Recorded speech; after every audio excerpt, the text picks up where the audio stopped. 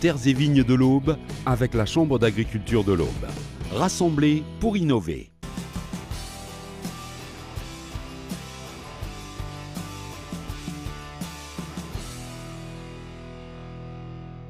À Frénois-le-Château, ces deux frères, éleveurs et agriculteurs, diversifient leurs ventes directes. Donc du bœuf, qu'on a ici, nos céréales à des courtiers ou à des moulins, et on produit de l'énergie solaire avec nos panneaux.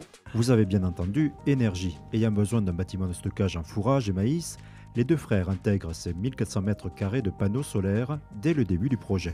Disons une fois que le soleil a fait son travail avec les panneaux photovoltaïques, donc le courant continu arrive jusqu'aux onduleurs, et c'est les onduleurs qui transforment le courant continu en courant alternatif. Il repart sur le réseau, il est consommé par les logements qui sont aux alentours. Le courant, il va faire aller 1 km au maximum. Normalement, dans l'étude, on a une perte de production, ça doit être 3% par an. Et on s'aperçoit qu'avec le réchauffement climatique, c'est pas vrai, on reste pratiquement constant tous les ans. Comme pour les particuliers, ces agriculteurs ont franchi le pas motivés à la fois par des arguments écologiques et un besoin de visibilité économique. Leur objectif à long terme, une ferme autonome. C'est sans consommation et puis c'est une énergie propre. On va dire panneaux, le recyclage, ceci, cela. Il y a des solutions à l'heure d'aujourd'hui. On récupère les eaux de pluie dans des cuves qui ralimentent la plateforme de lavage. On a même une lampe à ultraviolet qui traite l'eau qu'on peut donner à boire aux vaches. Comme on a des vaches, on travaille avec du fumier.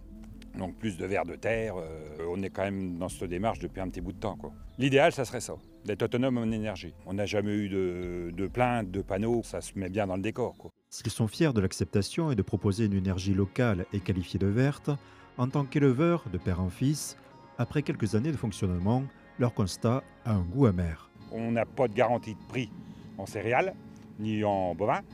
Donc là, en ayant un contrat de 20 ans, en électricité, ça nous a paru bien, quoi. On pouvait compter dessus. Donc vous allez vous transformer en producteur d'énergie seulement? La question se pose. Oui, la question se pose quand même. Oui. Et c'est triste, mais on n'a guère que cette solution-là. Donc la viande, ça gagne plus, les céréales, ça gagne plus. On vend les céréales même moins cher qu'à l'époque de mes parents. Aujourd'hui, on n'a plus de rentabilité à faire des vaches. Qu'on l'a à faire de l'électricité. Si on veut laisser un outil de travail à la génération d'après, c'est un peu désolant. Leur contrat de rachat de l'énergie électrique s'arrête en 2032, ce qui laisse une marge de réflexion. C'est compliqué, ouais. Pour l'instant, ils fournissent l'équivalent de la consommation annuelle électrique d'une 60aine de foyers.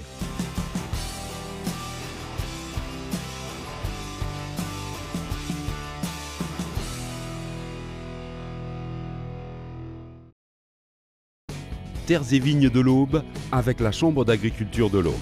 Rassemblés pour innover.